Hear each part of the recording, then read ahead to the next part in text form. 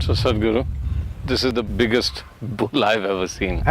But I mean, he's magnificent, he's aggressive, he's massive, and he looks ready for action, pointed straight into the Dhyanalingam, the temple. Tell me about him. This is Shiva's vehicle, his automobile parked outside. Do you expect him to ride some mild scooter? He rides a mean machine. Right. Okay. Hey, can I touch him? Yeah. What's he made of? I mean, I can see this is metal, it's steel. See, this is a very unique way of making this. Each piece is not more than like 6 to 9 inches. Yeah. Small pieces all put together. Probably this is the only bull in a temple made like this. And inside it's filled with sesame seed, turmeric, vibhuti, the sacred ash, and certain types of oils, and some sand, some certain type of soils inside. This will make the bull reverberate with a certain energy. When people come and they're with the bull, it radiates a certain field of energy. So it's been prepared in a certain way, the whole concoction. This is taken in some 20 tons of material inside. It's full inside, it's like a tank filled with these substances, and it's sealed, it's forever. And if I walk around the bull, I should feel some kind of energy You should. if I open myself to it. Yes. If I open myself to bull. Okay. No, usually it's not the bull that is being referred to that way, it's only what the bull drops, okay? So, Yeah. don't pick up the dung, just the bull is good. And why a bull, and why is the bull… I mean, I understand, so if it's Shiva's vehicle and Dhyanalingam is about Shiva, so what, he's waiting for Shiva to come out and say… What… tell me more about the Nandi. He's not waiting for him to come out and say something. Yeah. He's in waiting. Nandi is a symbolism of eternal waiting, okay? Because waiting is considered as the greatest virtue in this culture. One who knows how to simply sit and wait is naturally meditative. He is not expecting Shiva will come out tomorrow, but he will wait forever. So that quality is the essence of receptivity. So Nandi is Shiva's closest accomplice because he is the essence of receptivity. So before you go into the temple, you must have the quality of the Nandi, that you simply sit. You're not trying to go to heaven, you're not trying to get this or that, you go inside and simply sit. So just sitting here, he's telling you, when you go into the temple, don't do your fanciful things, don't ask for this, that nonsense, just go and sit like me. So that's the message he's giving you. And waiting and anticipation are two different things, I assume. He's not waiting in anticipation of He's anything, just that's what I'm saying, just waiting.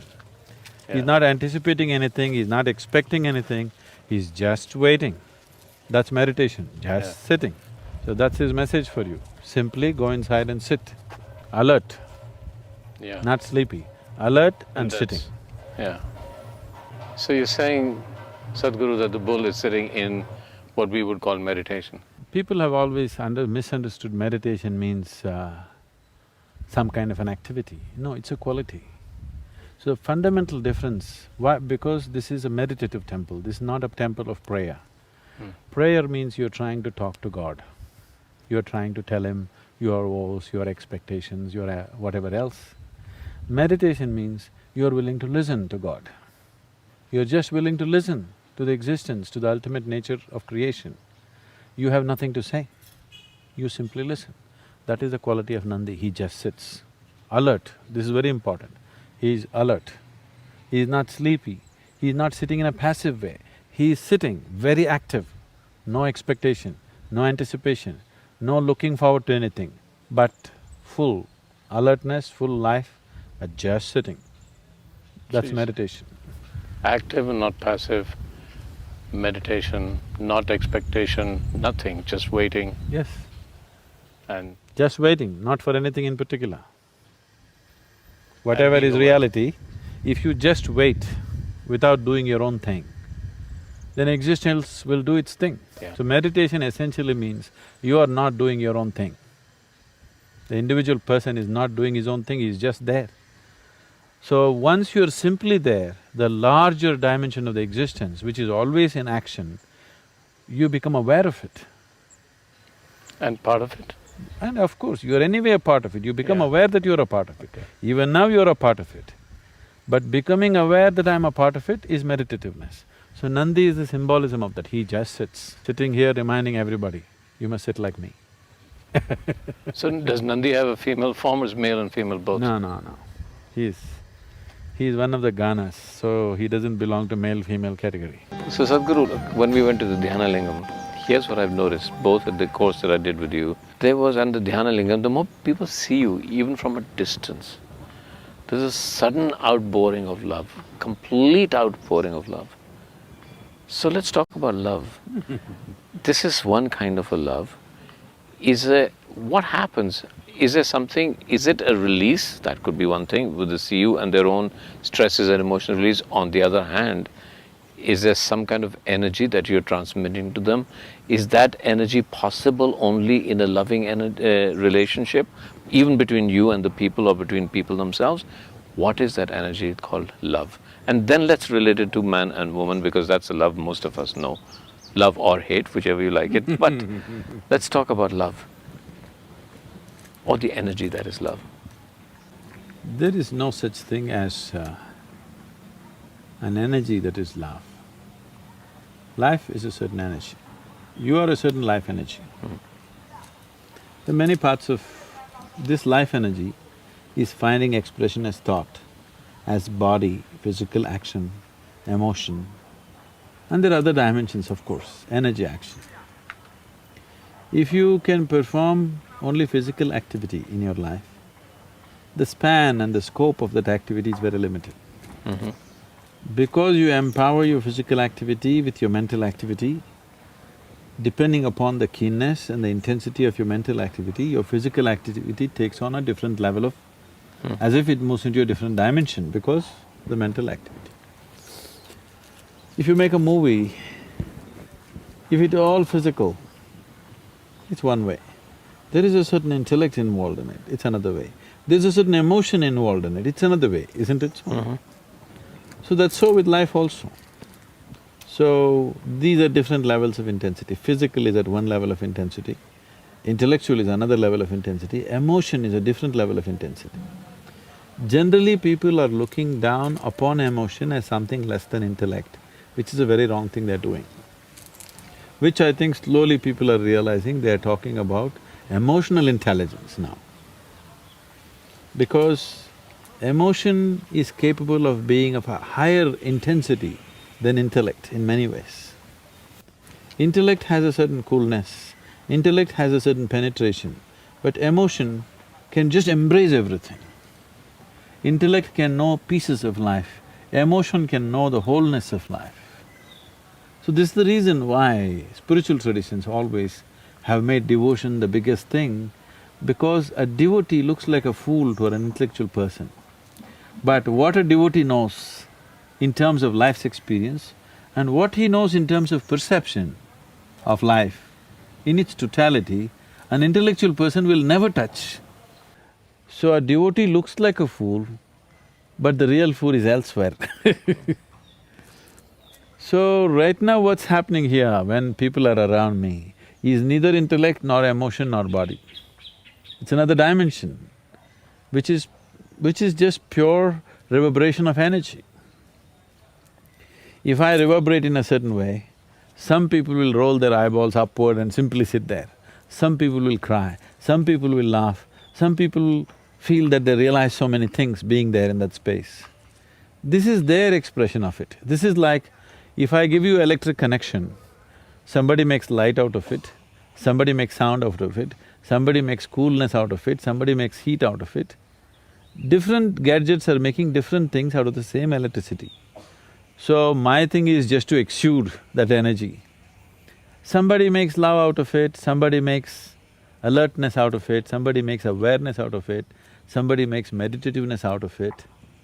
That's left to that individual depending upon his level of evolution and his receptivity as to how he is. So am I creating a love energy? There's no such thing as love energy, there's just life energy. There is only life energy. Love is just one expression of life. Intellect is another expression of life. Physical action, another expression of life. Awareness, another expression of life. So life can find million forms of expression, but people eulogizing one over the other is a huge mistake. All of them are needed. Love without the needed awareness and balance is going to be horribly burdensome, isn't it? So, these days it's become a fashion to talk like this, love is the core of the universe. Love is a human emotion, it's got nothing to do with the universe. Love is the sweetness of your emotion. Let me put it this way. See, if your physical body becomes pleasant, we call this health. If it becomes very pleasant, we call it pleasure. If your mental structure becomes pleasant, we call this peace. Becomes very pleasant, we call this joy. If your emotional structure becomes pleasant, we call this love. If it becomes very pleasant, we call it compassion or devotion. If your very energy becomes very pleasant, we call this bliss. If it becomes extremely pleasant, we call it ecstasy. This is all that's happening. So when I walk in, there are certain people who become ecstatic, there are some people who become loving, there are certain people who become aware and meditative, but it's their doing. It's their gadgetry is like that. All I am doing is exuding life energy with utmost intensity. In the space that you're in now, when you're with people, is it exuding out unintentionally now, it's just exuding out, or do you give… Unintentionally, a certain amount of it is happening unintentionally because of the nature of who you are. But when you're in certain situations, it's intentional. Because people come to you only because they can benefit from you. So if you don't offer that benefit, that's being callous to their needs. Okay, so the gesture you just did, tell me about this, because everybody comes, I do that, everybody else does that. Tell me about this gesture. Is it a more receptive gesture or is it just a cultural thing? See, there are many aspects to this. One thing is, neurologically, today we know that there are lots of nerve endings in your palms. Actually, your hands are speaking more than your tongue and your voice, actually. So there's a whole science of mudras in yoga. Just by holding your hand in different ways, you can make the whole system function in different ways. I think we have done the experiment with you, holding it this way, holding it that way. It makes… You have already seen people sitting like this, these kind of mudras, those kind of mudras, because hand can do wonderful things to the system. So this is a certain mudra, you can say. This is known as namaste or namaskar. It is a certain mudra. The moment you place your hands together like this, your dualities are sort of… your likes and dislikes, your dualities, your cravings and aversions, all these things are leveled out. There is a certain oneness to your expression of who you are. When you do this, the energies are in a certain level of… it doesn't function diversely, it functions as one, that's one aspect. And the reason why you're doing this is, when you see a person, this is the greeting in India, is, see, if I look at your body, I may like you, I may dislike you. If I look at your mind, again I may like you, dislike you. If I look at your emotional structure, I may like you or dislike you. So when I meet a person, I do not want to get entangled with these likes and dislikes. I do not want to get entangled with that being. The only intention of meeting a human being is either you can enhance his life or he can enhance your life.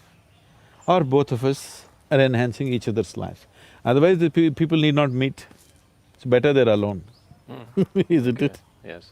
In some way you can enhance another human being's life, or you benefit another human being's… from another human being's life, it's worth meeting. Otherwise, it's better people are by themselves, they don't have to meet. And that's how the spiritual structures are. You're an ascetic, you don't want to meet anybody because you're into certain kind of things yourself. If you feel you can benefit by being with somebody, or they can benefit by being with you, you allow this. Otherwise, don't bother. You are not in compulsive need of company. Only those people who feel terribly alone or lonely when they're alone, they are in a compulsive need of company. So if you're feeling lonely when you're alone, it means you're in bad company, isn't it? Yeah. If you don't enjoy the company of this person, obviously you're in bad company. So you're looking for a better company. Sadhguru, in terms of the love that we know most and most talked about, and many books are written about it, and the largest discussed thing in this world is relationships. So let's just take one relationship that is causing more angst than anything else, is a man-woman love. Tell me about the nature of that, and why does it cause that much angst? And is there a potential spiritual dimension to the nature of a man-woman love? We've talked about feminine, masculine, male, female. Is there something we can find in a marriage that takes it beyond the stresses and strains of an everyday practical marriage? See, there is no such thing as man-dog love, man-woman love, man-mother love, man-son love, man-daughter love. There is no such thing. Love is just a certain sweetness of emotion. How you're arriving at it is the only question, isn't it? The method. Yeah. Now, we were looking at this, we do this because when you see a person, if you see body, mind, emotion, this, that, you tend to like, dislike, get entangled, all these things. So first thing is, when you meet a person, you identify his ultimate nature. There is a source of creation within him, that's why he is created. So the very source of creation within him, first you bow down to that. You're trying to establish a relationship with that because that's your aspiration with yourself also. You're repeatedly asking, who am I? So you're trying to find that answer everywhere. First thing, if you see whether that experience is there or not, you're cultivating the direction towards that. When I see you, I can say hi. Instead of that, I do this. Because first thing is, you refer to the source of creation in the person, then maybe we'll interact on different levels. If we like the intellect of the person, we talk to that. If we like the emotion of the person, we hug them. If if it's physical, it goes in a different direction, whatever. So the man-woman thing is a compulsive love affair. Nature is pushing you towards each other because nature is interested in only one thing, to perpetuating herself. If it somehow doesn't put a man-woman together, you and me wouldn't be here. So whether they love each other or not, that's not the question, they have to come together somehow, otherwise you and me wouldn't be born. So this is a compulsive need. This need is throwing people together to experience some sense of oneness. This is one love affair chemically supported by nature. Okay. All the other love affairs are not chemically supported by nature, it is just yours. But this is one love affair which is chemically supported by nature. For most of these love affairs, unfortunately, once the chemistry runs out, they wonder why the hell are they together. So before the chemistry runs out, you are supposed to establish a different level of conscious love affair, which is beyond the chemistry. If that doesn't happen, it turns ugly. So what is that love affair? That is a conscious love affair. Let's talk about that. And let's take it further. Is there a potential spiritual dimension to it? I'm not saying there has to be. Is there a potentially? But let's first say, when the chemicals don't react anymore, what reacts? What works? What makes it work? See, chemistry is of the body, Yeah. okay? The bodily chemistry plays up certain things according to its needs. The moment the need is satisfied, you wonder, why the hell are you here? Yeah. Okay? So, that is a very different kind of thing. That is nature's trick. You are… 10, 11 years of age, the world was everything fine with it. Suddenly, your intelligence got hijacked by your hormones. Suddenly the whole world looks different, all of a sudden. So all that's happened is, your intelligence got hijacked by the hormones. The chemistry has hijacked you. Very, very few individuals have the necessary awareness to look beyond that at life. Everybody else get flooded by this process. By the time they recover, usually it's too late. not necessarily. So is it something wrong or right? There's nothing wrong or right, it's just limited, that's all. Is being limited a crime?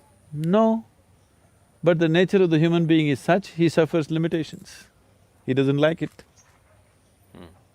So what you're referring to as love is basically the sweetness of your emotion. You sit here, you could feel love about somebody who is not even here. So it's got nothing to do with anybody. It is just the sweetness of your emotion. Now is your love affair, your ability to love, is it on self-start or is it on push-start? Do you have to push around to be loving or can you be just loving by yourself? That's a question. If you look at this carefully, naturally your innermost longing is to be free of every human being on the planet, to free of everything so that you can be just the way you want to be. But right now, socially, we have attached ourselves to all these things because we think that's the only way it works. That is the way it has worked for a lot of people because a lot of people are only have to be pushed, only then something happens to them. It is what to say, a rudimentary technology. If your car has to be pushed every day, today we consider it a rudimentary technology, isn't it? Maybe 50, 60 years ago, a push-start car was quite okay, as long as it starts it was okay, but not anymore. So, once a human being becomes more and more aware of his own nature, he understands to experience love, to experience blissfulness, to experience ecstasy, even to experience orgasmic ways of life, you don't need anybody actually. If you just sit here, you can make it happen within yourself. Because after all, it's your body, it's your mind, it's your emotion, it's your chemistry, and you are the one who is creating all the experiences of your life. Because people are not conscious of this, that you are the maker of your life, you are the one who is doing your life the way you want it. Most people still believe that their experiences are being shaped by people and situations around them, but that's not true. Human experiences are 100% self-created, 100%. So if it's self-created, right now if you sit here, would you choose to maintain sweetness of your mind, sweetness of your body, sweetness of your emotion, sweetness of your energy, or would you like something bitter? Yeah, I'd prefer sweetness. Sweetness. So you would naturally be loving. It doesn't take anybody. So a relationship, when you see a man and a woman, you're talking about a relationship. Because there are other aspects to it.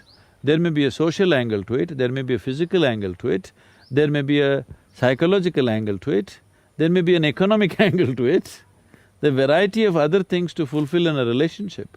We form relationships with variety of people in our lives. You have business relationships, you have personal relationships, you have professional relationships. So, relationships we form basically to fulfill different types of needs or to fulfill somebody else's needs, whichever way it is. That is a relationship. But what you refer to as love is just the sweetness of your emotion. You can use another person to stimulate that within you, or you can be on self-start mechanism. But it's possible for two people together, if they've been together beyond the chemistry or the chemical or the hormones, to be starters for each other and continue that relationship. I mean, do you see value in that? Do you see value in people staying together for so long? In a marriage?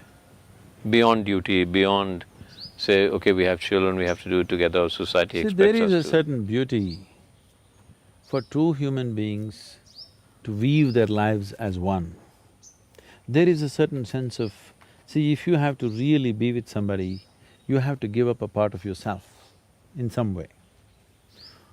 So the English expression falling in love is very significant. You can only fall into it.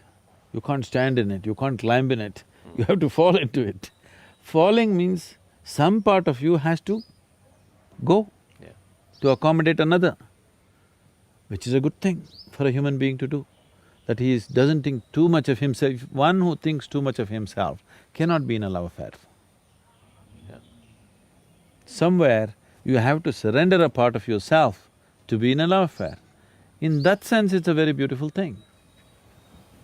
But in this weaving, as you called it, is it possible for you to be with another person that becomes, and I'm just guessing here, that becomes the conduit towards your own self-realization?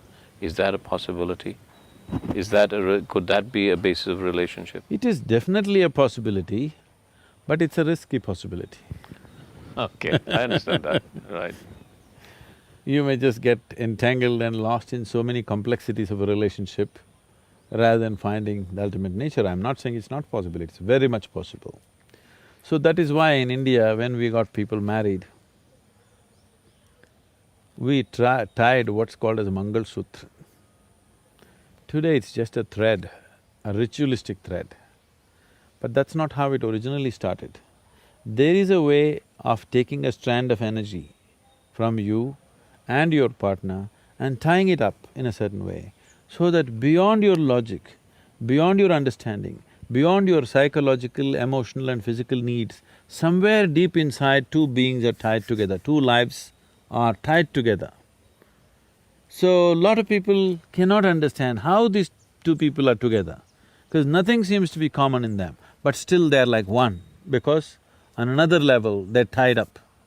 This can happen because of the physical proximity and the intimacy of the whole relationship, but even before you start it, we have a whole technology as to how to tie up two lives together. So we always said that this is a lifelong thing, you cannot break it. If you break it, you have to tear two lives apart. Because it was not just an arrangement, it was a kind of a union. If you listen to all the mantras chanted in the weddings, they're always talking about this, how these two beings are being welded together, okay? So anyway, you come from Bollywood, and there was a time 30 years ago, 25 years ago, every song was talking Janam, Janam, Janam. Now they're talking expiry date. Okay. So the whole context of relationships have changed, which I feel is sad, because the profoundness of being with another being has been lost in this. In the name of freedom, in the name of choice, actually you're becoming horribly compulsive. It's all about yourself. When it's all about yourself, you will not know the beauty of life. So these marriages which were done in a certain way was never about you, it was always about the other person. Both the people, if they think like this, it's about the other person, it's a beautiful place to be. If only one person thinks like that, it becomes exploitation. If both the persons don't think like that, it's just a compulsive relationship. Me trying to extract something from you, you trying to extract something from me, it's a conflict situation all the time. When we are through with our hormones, nature has very little use for us. Nature likes to reproduce itself, it likes all its components. When we're done with the hormones and we're done with the chemicals, why does nature give us the potential to still exist in this body if it's done with us, if we've done what nature required us to do? No, reproduction is just only one requirement, Okay. okay? Reproduction is not the whole of life, it is only one requirement. Nature compulsively wants you to reproduce because it wants to perpetuate itself. It is neither a good thing nor a bad thing. It is just a certain necessity of nature. See, suppose the whole world turned ascetic, then we would be forcing everybody to get married, isn't it? Yeah.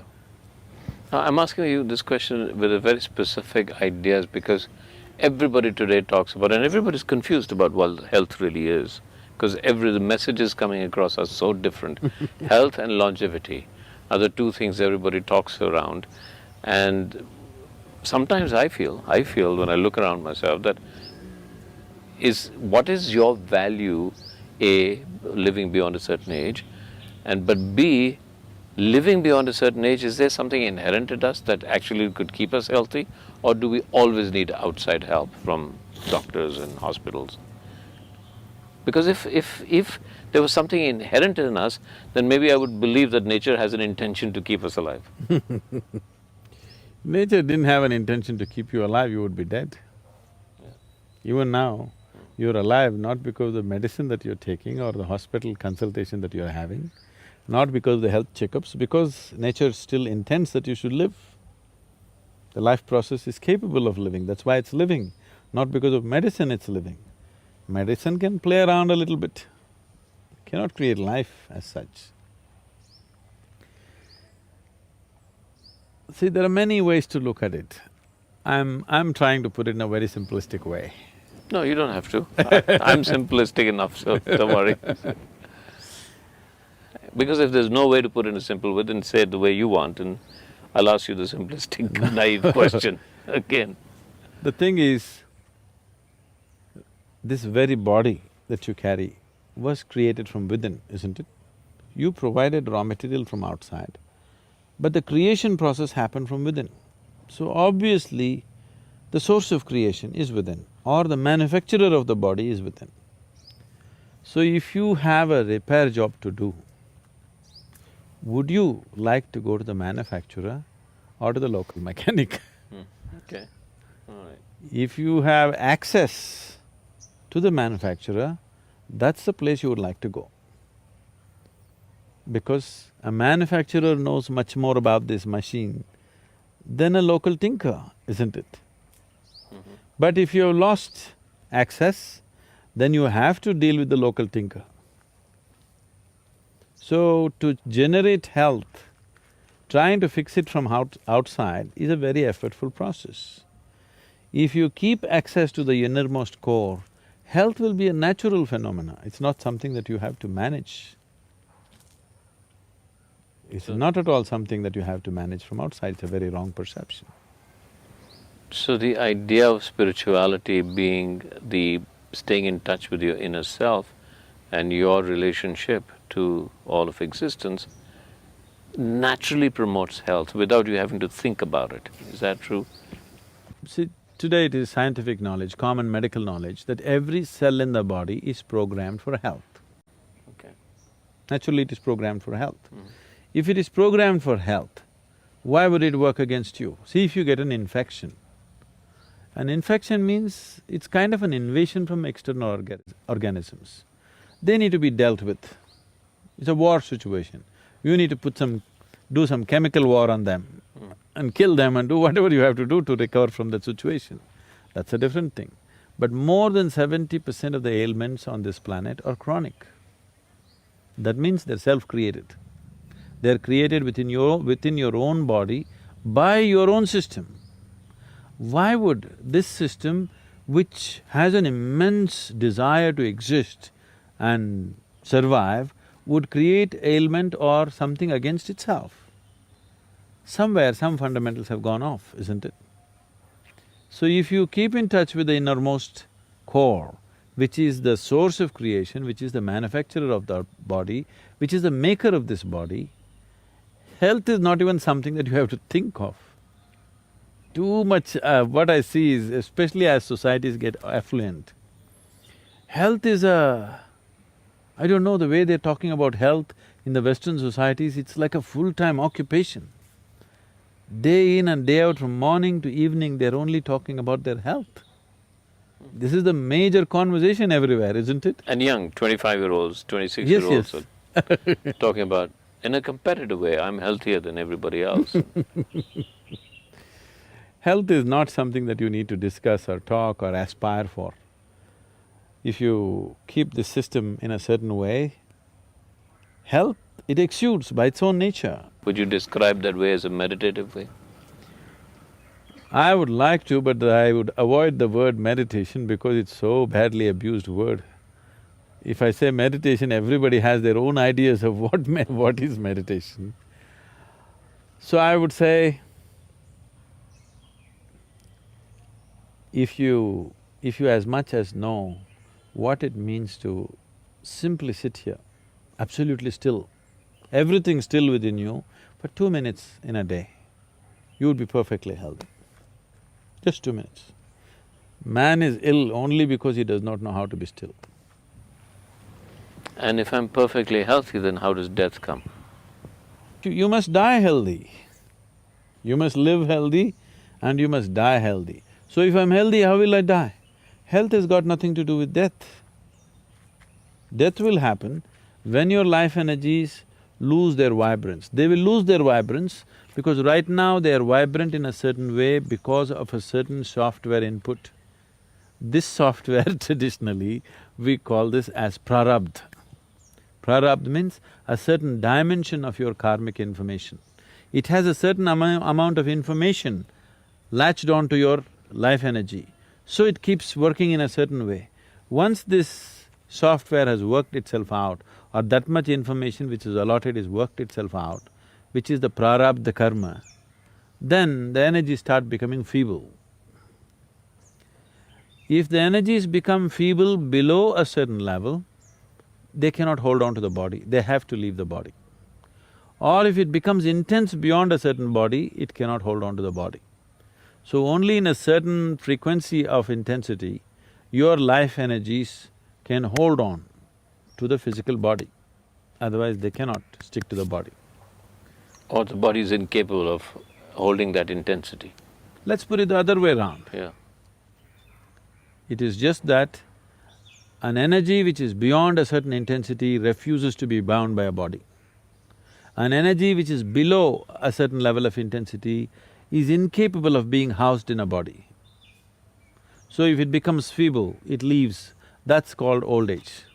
But most people don't die of old age, they die because they broke the body in some way. That's dying of ill health. You might have broken the body by crashing your car or breaking up your heart I'll probably go because of that, yeah. either a broken heart or a rotten liver, Yeah. we don't know what. But in some way you made the physical body inhospitable for life. So life leaves. See, you're making a big distinction between the body and life, as life is something else, and that's something that everybody struggles with. No, So no, let's… you tell me, did you accumulate this body? Yes, I did. By So, eating. I'll ask you again the same question. Whatever you accumulate can be yours, cannot be you, isn't it? Yeah, correct. So I'm definitely making a distinction between what is you and what is your body, because it's an accumulation. I'm not disputing whether it's yours or not. For now, we will not dispute it. A day will come when that'll also come to dispute, Yeah. isn't it? So now that you mention it, let me ask you another question, because I travel a lot in the West and I have no answer, and I find it a silly question, so I'm going to ask you a silly question. What happens to that energy once the body is gone? Is there individuality after the end of the body? Do I exist as I? Do I have a soul? Is there reincarnation? Or is it just my ego that is saying, actually, even when I let my body go, there is an I that still exists, but if that I then forms part of the larger universe, then it has no identity. It's a question and I can't answer it to people, so would you answer it for me so I can tell people that I'm quite wise now? I know what you'll do with this.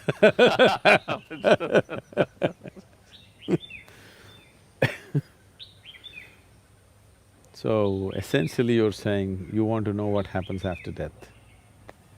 Yeah, I'm just So, playing a more intellectual argument about it, that's all, but the fundamental question is that. what I would say is, some things you know best only by experience. Okay. Are you ready? Yeah. You're not ready for the experience. So you just want to know for entertainment. Maybe they make a movie on it, or just to talk in the next party that you're in. Yeah, It could buy you friends, so humor me. it could buy you audience. So humor me a little bit and let's talk about it a little bit. Okay. Right now you're looking at me. If you close your eyes, you cannot see me. But you are still there, isn't it? So right now, is it you who is looking at me? Or is it your eyes which are looking at me? So it's you who is looking at me. Yeah, Through the window of your eyes, you're Yes. looking at me. yes, If you close the window, yeah, do you still exist? I still exist. So, you are clearly saying you are much more than the body, isn't it? Right. But maybe that's my memory of you, of what I saw. No, not what you… whether you see my image or not, that's not the point. Hmm. But you are there, isn't it? I'm there, yes, So you are clearly saying, I am much more than the body. yes. And you also know very clearly that this body you slowly accumulated. Yes, Or in other words, what you call as my body is just a bit of loan that you have taken from Mother Earth. just a piece of the planet. She's pretty generous. No, it's very generous. Yeah. She's pretty generous with the loan. But when the time comes, she wants to collect it atom by atom. So what is being perceived as death right now is people who don't want to repay the loan, these are all people who don't want to repay the loan. All right. Most Okay. Like the most people- transactional analysis of that. Most people who have taken loan, unless there is a law to compel them, they wouldn't want to pay back the loan. Right. It's a general social tendency in the world. Okay. So, you've taken a loan from the planet, you don't want to pay back. When the time to pay back comes, they're all terrorized. After all, you're just paying back a loan. But why the terror is happening is simply because you took a loan and after some time you thought, I am the loan. Right. Quite a ridiculous situation actually. I can see that. Okay. See, now I hold this pebble in my hand. Yeah. Initially I say, this is my pebble, I'm not willing to give it to you. After some time, I start thinking, this is me. Now when the time comes that anyway this pebble is going to be taken from me, I am being terrorized because I am being taken away. You are not being taken away. Only the food that you gathered, the piece of planet that you gathered in the form of this body, the planet is asking it back. If only you were aware this is only something I've accumulated, not intellectually. Every moment if you are constantly aware that I am not this body, this is just mine, all right. This is just a gathering. I've accumulated this, I'll use it, and when it's necessary, I'll drop it. If this awareness was there all the time in your life, death would be just change of clothes, isn't it? Yeah. It's actually more simple than that. So what happens after? Okay, I paid back the loan. The question is only willingly or unwillingly, but whichever way, the loan gets taken.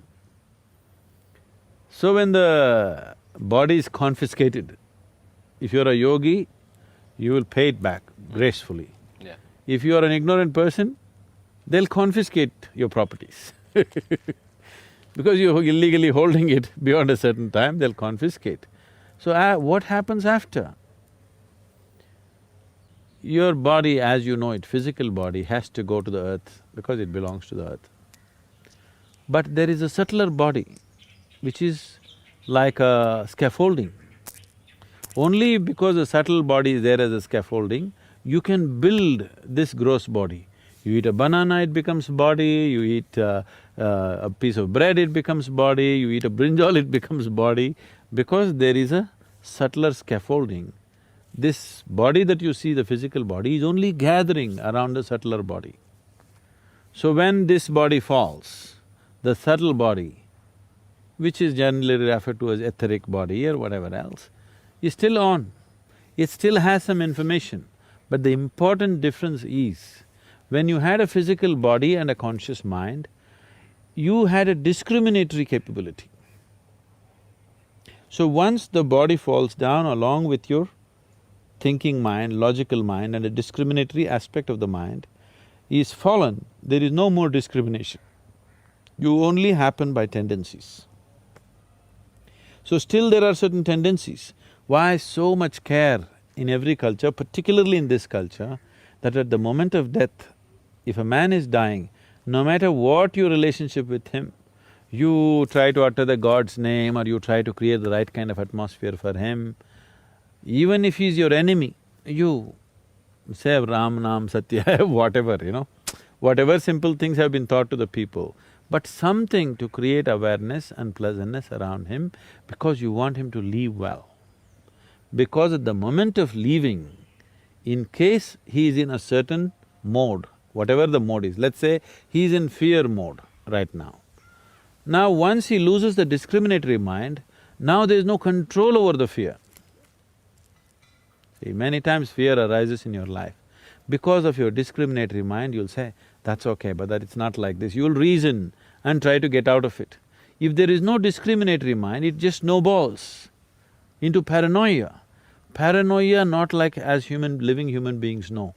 Paranoia which grows into a million, billion folds because there's complete absence of discriminatory mind.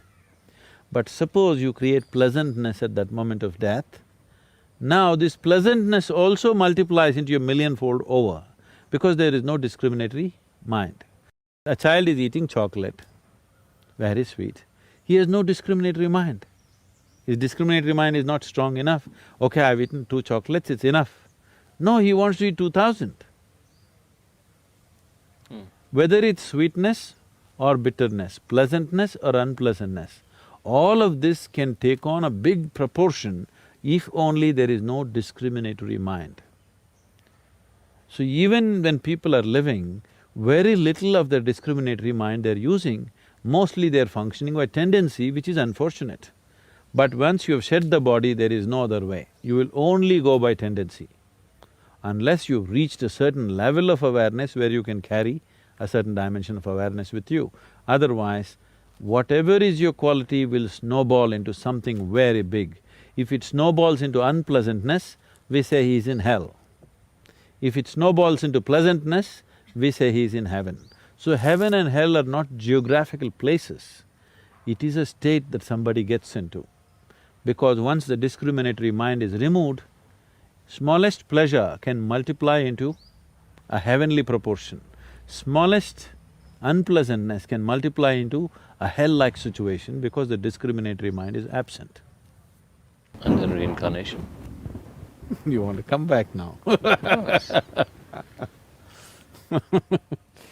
So if there is substantial amount of information still stored, which is the karma, the karmic substance is still strong, then once, suppose you left out of feebleness of energy, that is you became old, energies became feeble and it rested for some time.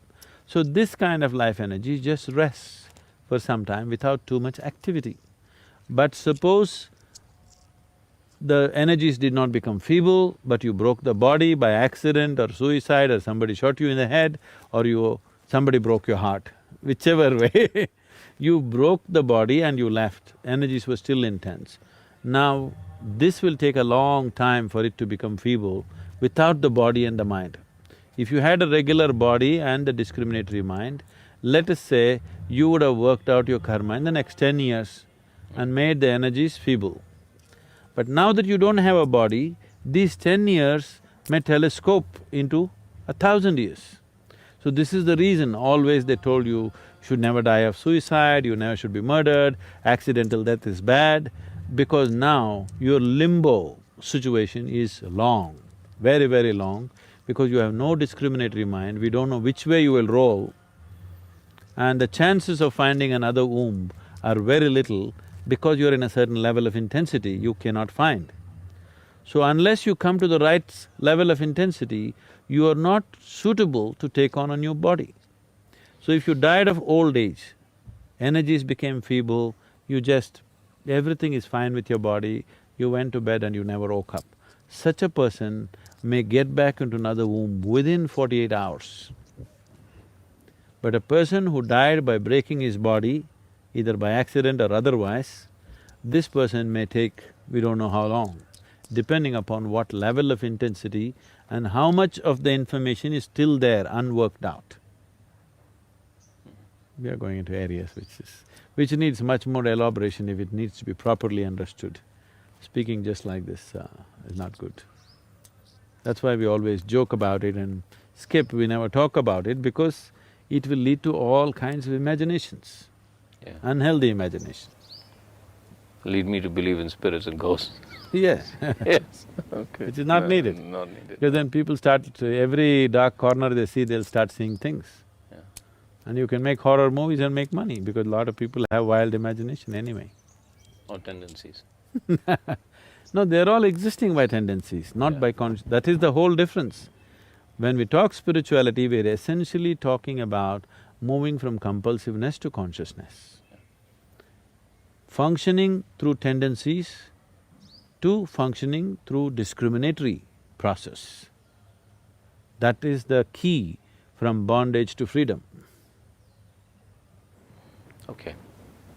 I understand why we need to change this topic, because it can get very… It is much more Yes. complex than we are talking about Yes, now. And it's too simplistic the way Yes. I'm putting it right now. yeah. Because then people will just say, oh, there is or there isn't. It's not there is and there isn't at the same time. But maybe I can ask you, okay, this is also complex, because a lot of what you said today, and you talked about a duality, you talked about the nature of Shiva being contradictory, you talked about everything existing in contextualization or contradiction.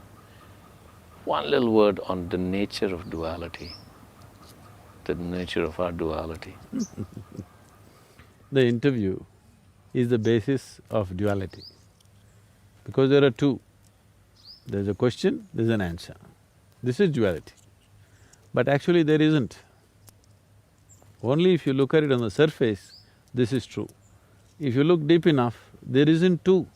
But if there wasn't two, there would be no interview. Yeah. There would be no football game, there would be no marriage, there would be no nothing, okay? So the oneness of the existence is the basis, but the play is always dual. There's nothing wrong with duality as long as you know it's just a play. So if I was to create a character in a film called Universe, the universe would say, I'm one, but if I have to play, I have to be two. Yes, But then essentially I'm one. yes. But I don't exist till I play, and therefore I have to be two. Without one taking more power than the other, because otherwise I would never get back to See, be that's one. the whole problem. The human mind is dualistic. So if you say there is oneness and then there is dual, immediately the human mind says, so oneness is ultimate superior, duality is a fallen state. This is the whole Adam and Eve story, okay? This is a rudimentary logic, Yeah. which is splitting the world into two. Yeah. One last question, Sadhguru, and I will not say this interview ends, because I will come back for more, because there can't be an end to this There's interview. no end to No, this. there is no end. And one last question, because I know people will say, well, why didn't you ask him about stress? And I'll say, well, because I don't understand, I cannot define stress. There's a lot of things that… a lot of the questions people ask me, and they will know that since I've been interviewing you, they say, but I know that we get addicted to keywords, but is there, I mean, is there a definition that we can assign to the idea of stress? I must tell you this. When I first went to United States a few years ago, wherever I went, everybody was talking about stress management. I really couldn't understand this, because in my understanding, we manage things which are precious to us. Okay? Okay. Our business, our family, our money, our wealth, our children, we manage all these things because these are all things precious to us. Why would anybody manage stress? I couldn't get this. When this word was thrown at me everywhere, stress management, I said, why manage stress? It took me a while to understand these people have concluded that stress is a part of their life. Stress is not a part of your life. Stress is just your inability to manage your own system. Stress is not because of the nature of your work. The Prime Minister is complaining of stress, the chaprasi also complaining of stress. In between, every other person saying his job is stressful, and unemployed are stressful. They don't have anything to do, that also they're stressful. So you're suffering your job, if I get you fired, will you be joyful? No. No. So stress is not about your job, obviously, isn't it? It is just that you do not know how to manage your body, how to manage your mind, how to manage your emotions, your energy, your chemistry. You do not know how to manage anything. You are functioning by accident, so everything is stressful. You get into your car without a steering wheel, or you get into your car, if you turn this way, it goes in the opposite direction. You will be stressful, isn't it? Yeah. So right now that's a kind of mechanism you're driving without understanding anything about it. Just by chance you're going blundering through life, you will be stressful. So stress is not because of the nature of the activity that you're performing, not because of life situations. Stress is simply because you do not know how to manage your your own system. What is stressful for you, somebody is breezing through it, isn't it so? Correct. Stress is not situational. It is just an inability to manage the inner situation, not the outer situation. Essentially, the quality of our lives change and transform not because we change the content of our lives, only because we have changed the context of our life. Someone is living a beautiful life does not mean he's doing something different when he wakes up in the morning. He also goes to the toilet, he also brushes his teeth, he also does the same things. But somehow his life is magical and beautiful because of the context. This could have happened to people when they fall in love with somebody. They were doing the same thing, suddenly they are in love with someone, suddenly everything is different because the context of their life has changed. But then once they fall out of it, again the context of their life changes and it becomes miserable. Now, changing the context is something which is voluntary, which is just something that you can do willfully. Changing the content may not be possible as you will. Because to change the content of your life, you need permission from the situations in which you exist, isn't it? Yeah. But to change the context of life, you don't need anybody's permission. It is not at all situational. So on a certain day, 3 men were working in one place. Another man came by and asked the first man, "What are you doing here?" This man looked up and said, "Can't you see I'm cutting stone? Are you blind?" This man moved on to the next man and asked, "What are you doing here?" That man looked up and said, something to fill my belly. I come here and do whatever they ask me to do, I just have to fill my belly, that's all." He went to the next man, the third man, and asked, "What are you doing here?" That man stood up in great joy and said, "I'm building a beautiful temple here." All of them are doing the same thing. But their experience of what they're doing is worlds apart. Every human being, every moment of his life could be doing whatever he is doing in any one of these 3 contexts. And that will determine the quality of his life, not what he is actually doing. How simple an activity you're doing or how complex an activity you're doing doesn't change the quality of your life. With what context are you doing changes the quality of your life, isn't it? Completely. Okay, Sadhguru. I hope this is just the beginning and I hope you give me the opportunity to come back with a lot more questions. Definitely. Thank you.